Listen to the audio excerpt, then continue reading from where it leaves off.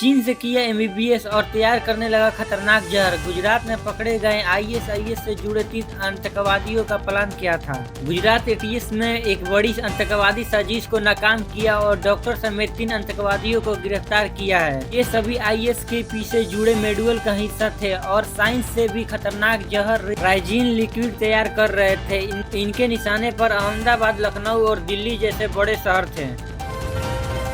5 साल में बिहार को विकसित राज्य बनाएंगे। केंद्रीय गृह मंत्री अमित शाह ने सासाराम में राजद और कांग्रेस पर हमला बोला। उन्होंने बिहार को विकसित राज्य बनाने, सीता मंदिर और डिफेंस कॉरिडोर बनाने का वादा किया। शाह ने कहा कि जंगल राज वापसी की कोशिश कर रहा है और एनडीए सरकार घुसपैठियों को बाहर निकालेगी। उन्होंने सोना चूर चावल को जीआई टैग दिलाने और नक्सलवाद को खत्म करने का बात भी किया।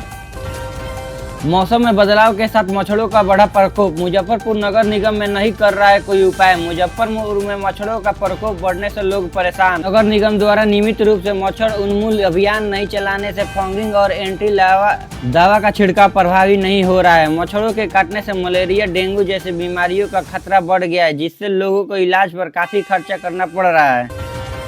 नौकरी बदलते ही पीएफ बैलेंस 2 से 3 दिन में नए अकाउंट में आएगा। इससे पहले महीनों लगते थे। नौकरी बदलने पर अब ईपीएफ ट्रांसफर के लिए फॉर्म भरने का इंतजार करने की जरूरत नहीं होगी। ईपीएफओ ने अब ऑटोमेटिक ट्रांसफर सिस्टम शुरू कर दिया है, जो 2025 से पूरी तरह से लागू हो जाएगा। इससे करोड़ों कर्मचारियों का पीएफ बैलेंस अपने आप नए एम्प्लॉयर के अकाउंट में ट्रांसफर हो जाएगा।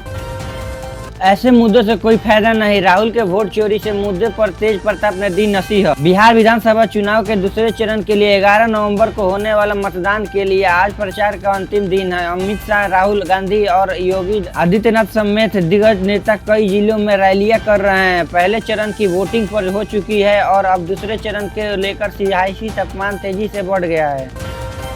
अंतिम फेज के मतदानों से पहला थमा चुनाव शोर। मंगलवार को 122 सीटों पर डाले जाएंगे वोट। मंगलवार 11 नवंबर को बिहार विधानसभा की 243 में से बची 122 सीटों पर मतदान होना है। आज प्रचार का अंतिम दिन है और इसी के साथ ही एनडीए और महागठबंधन का पूरा ध्यान जनता के आखिरी बार प्रभावित करने पर है।